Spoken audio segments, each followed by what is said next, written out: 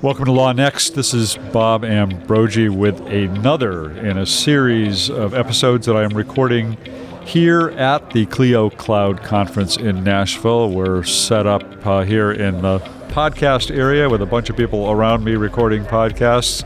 And over the last couple of days, I've been speaking with a number of people here at the conference, with some of the Clio executives, with some of the attendees and exhibitors. And right now, I am joined by Shubham Datta, who is Vice President of Corporate Development at Clio. Shubham, welcome.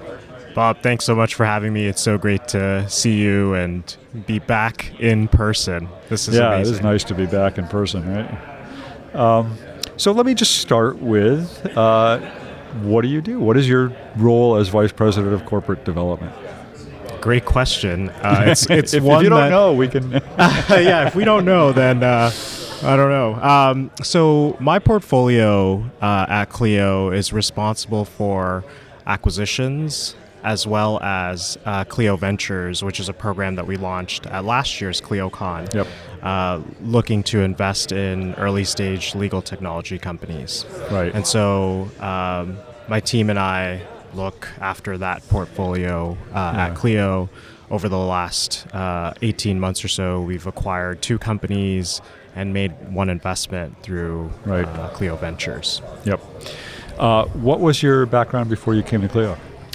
Before Clio, I was doing a similar role at a company called Shopify in the e-commerce landscape. Heard of that. And I saw a lot of the same patterns of what Shopify was doing to transition brick and mortar merchants to online storefronts. And I saw a similar pattern take shape for allowing brick and mortar law firms to be able to transition to the cloud and operate their businesses it's more interesting. effectively. I've never heard that comparison before, but that does make some sense. What year did you come to Clio? I joined Clio in 2020, and ClioCon is a good time of year. So the first week I joined Clio was orientation, get your laptop, get used to things. The second week was ClioCon 2020. Virtual, that's right. Yep.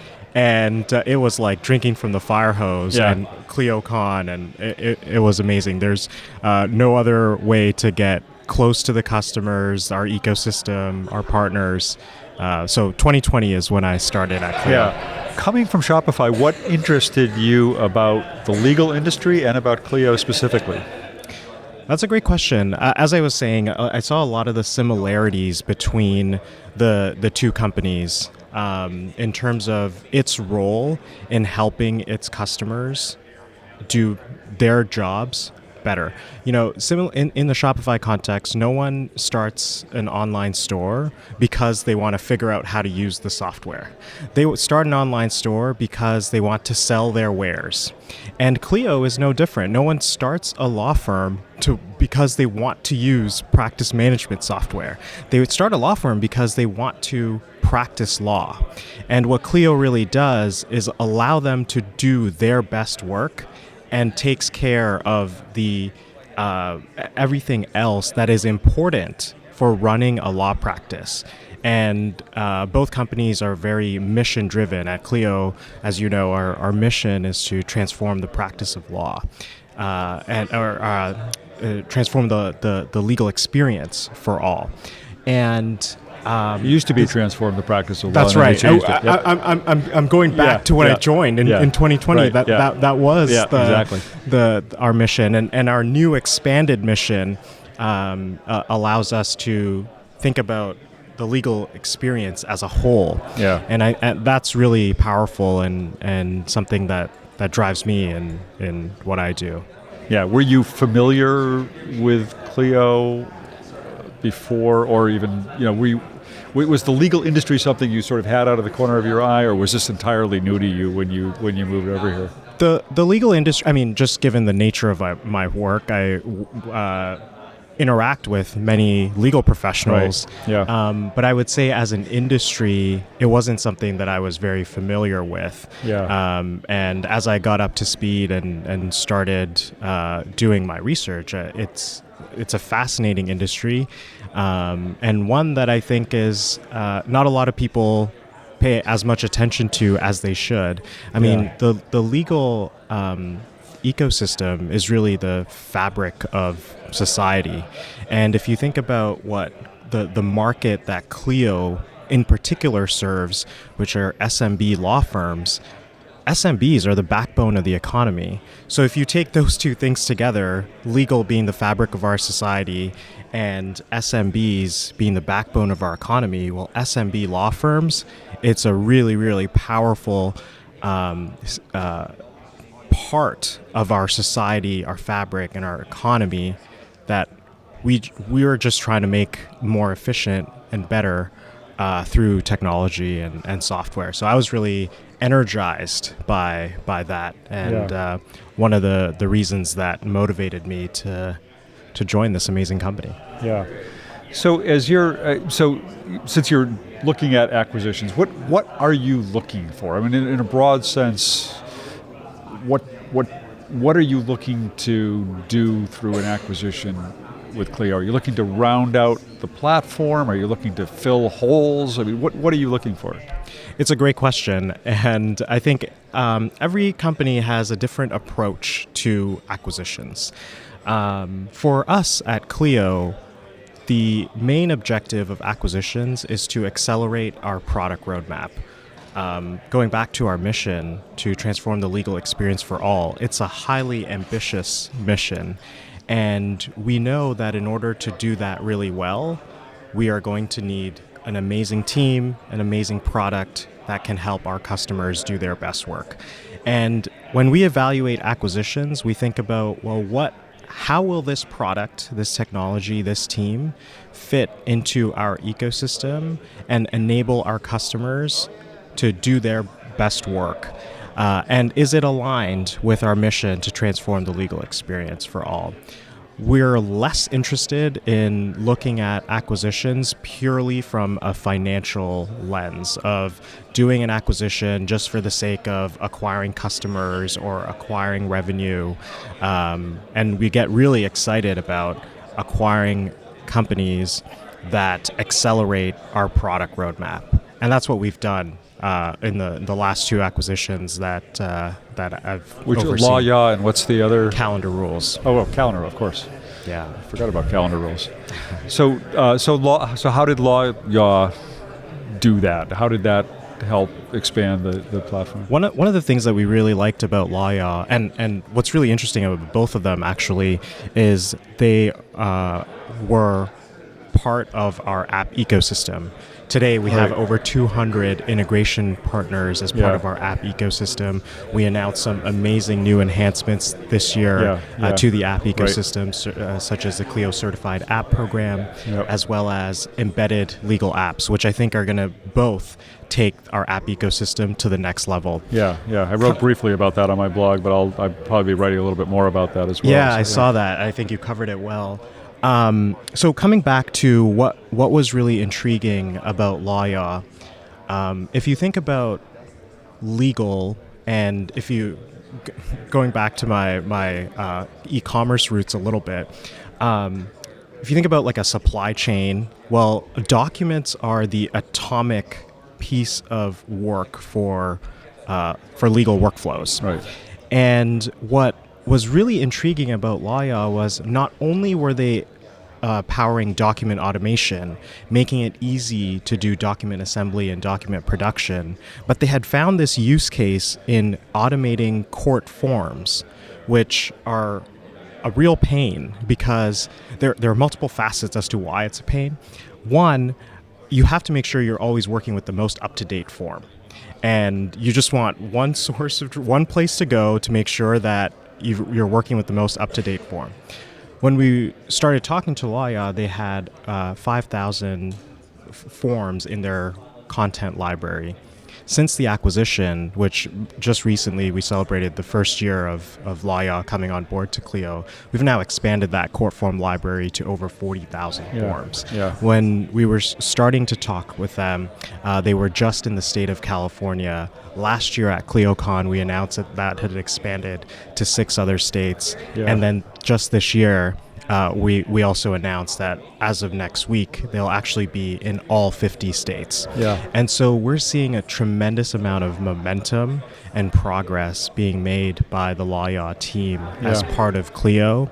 And our customers are seeing tremendous amount of value by not only having document automation capabilities, but also automated court forms. And it's really, really improving the efficiency of law firms.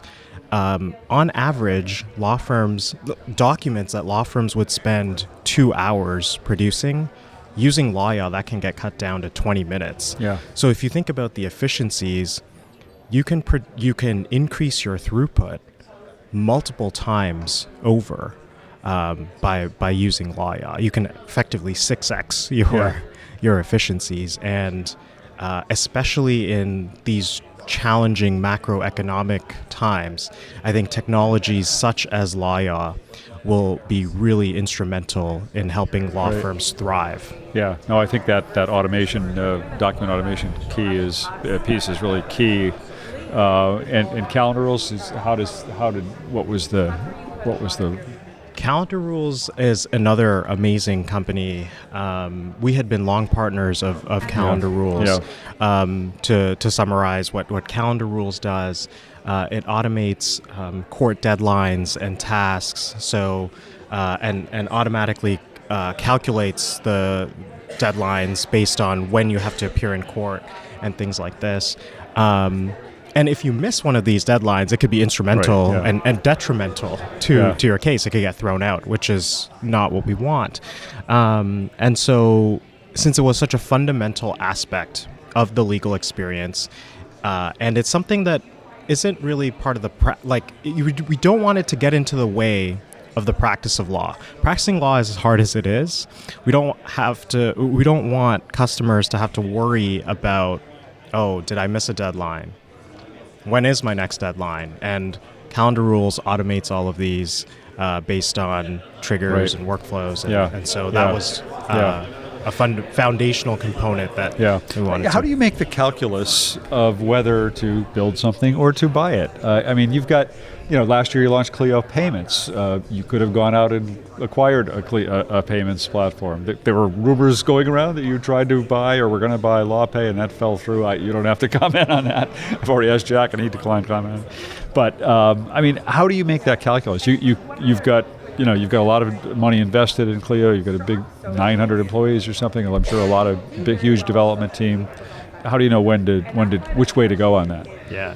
I won't comment on any rumors or that, but I appreciate you try to get some of that.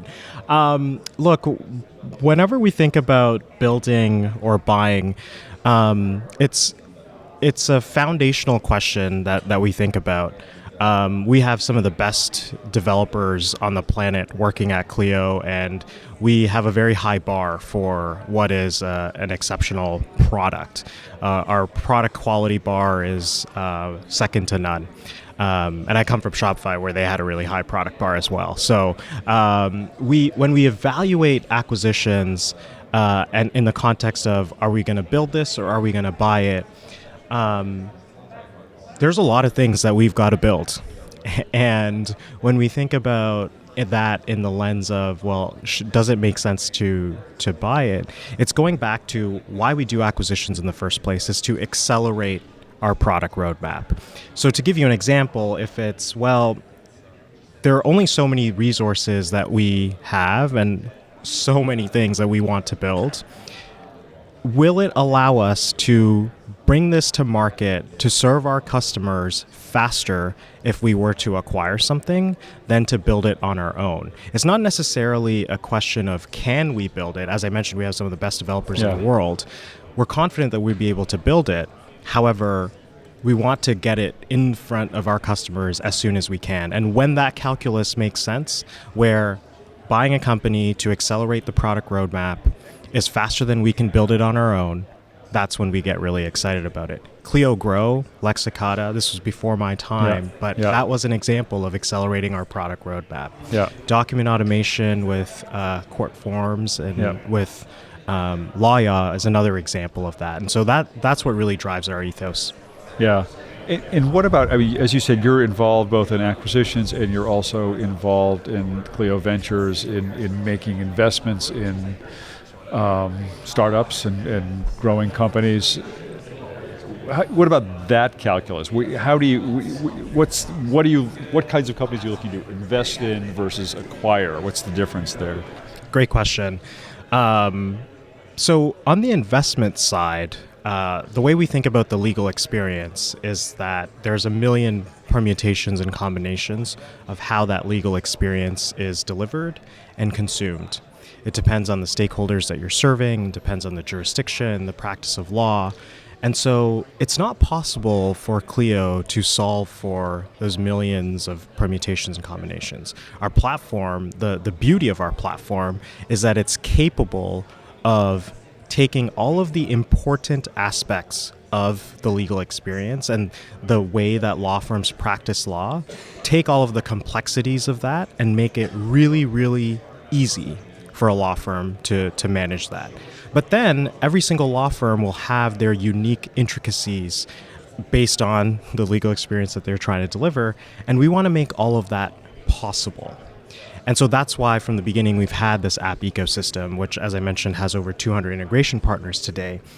And when we think about what most law firms need most of the time, that's what we think about as being part of Clio. You talked about the build and the buy. The build and buy together form what do most lawyers need most of the time? And for everything else, we think about, well, how can we enable this? How can we make it possible for our lawyers to tap into this technology?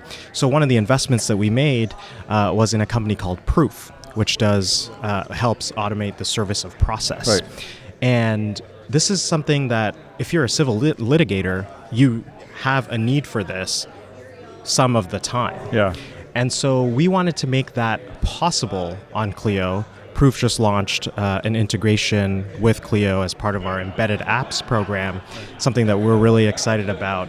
And that's a company that we invested in because we wanted to make that experience better. The status quo of finding a process server is not great, and Proof simplifies this process. And we wanted that experience to be available to Clio users and law firms that are practicing using Clio. So that's a little bit of the difference between investing in companies, building or buying companies. So if a product is, maybe generic isn't the right word, but if it's more broadly applicable to legal practice, maybe it's more of a acquisition target versus if it's serving a more targeted purpose in legal practice or type of practice or something, that it might be more of an investment. Maybe another example would be if there are like practice area specific tools, workflows, content. Those are more akin to potential investment opportunities than acquisition opportunities. I mean, I think you probably have one of the most fascinating jobs in the legal tech industry because I mean, I get barraged with people wanting me to write about them and cover them, and I can't keep up with it all. I mean, you must get so many people reaching out to you all the time of every nature, wanting to be acquired or get investment or something else. How do you even start in what you're doing? I mean, do you kind of have a roadmap in place of what you're thinking about or looking for, or are you just kind of looking at all these things that are coming across the transom and seeing what looks interesting and what doesn't? I do agree. I have one of the coolest jobs in legal. I think I get to see the forefront of innovation, and there's a lot of innovation happening in legal tech, and I'm lucky to get a front row seat to that. We aren't just fully reactive. I don't think I could do my job effectively if I did that. Fundamentally, it comes down to what will help our customers succeed.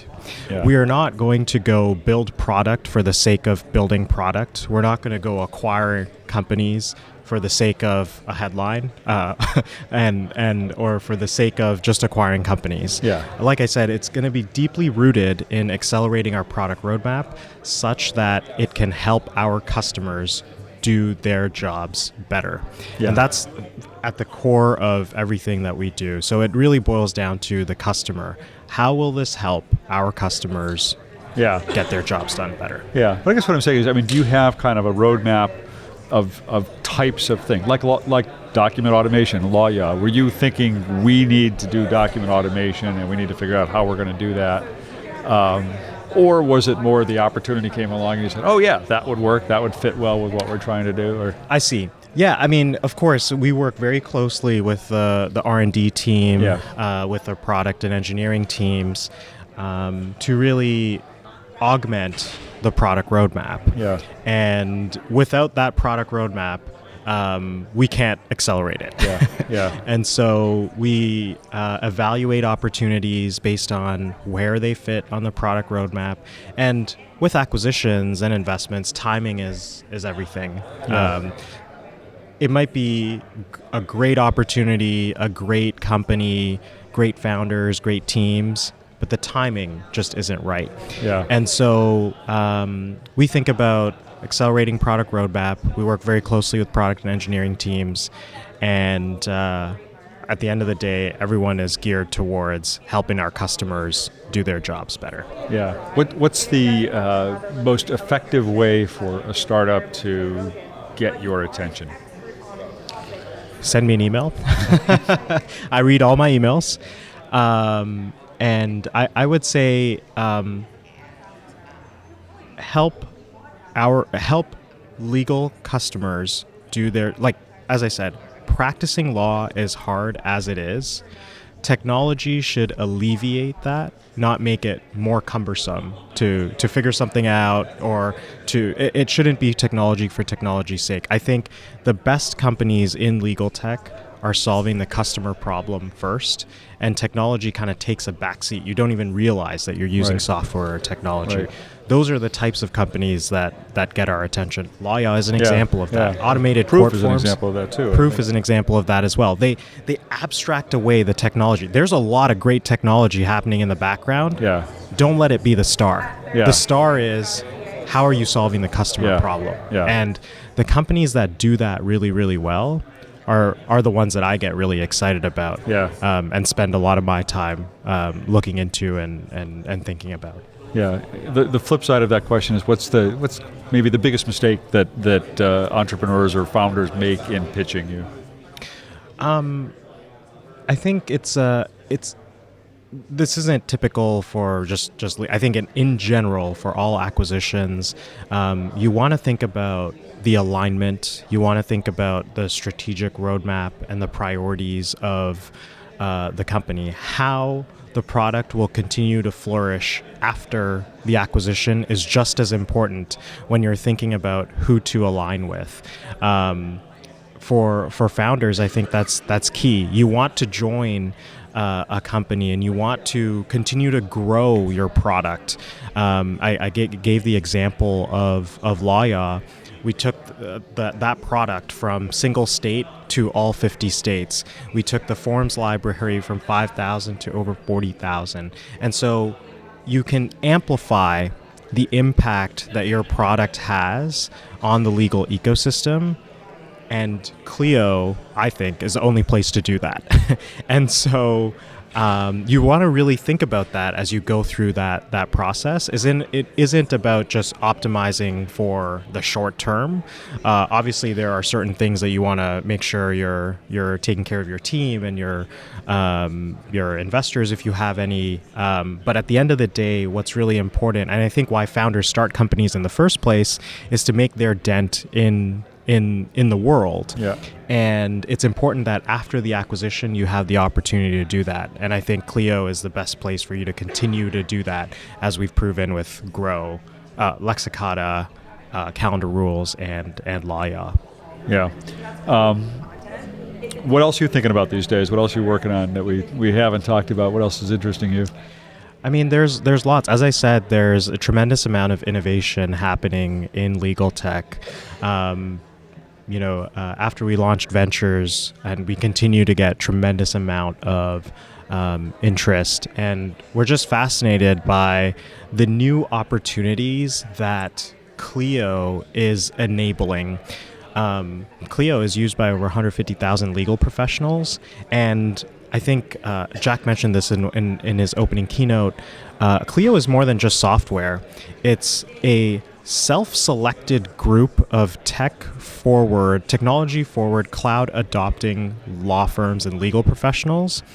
And that is a community that other legal tech founders or companies that are now solving problems are tapping into.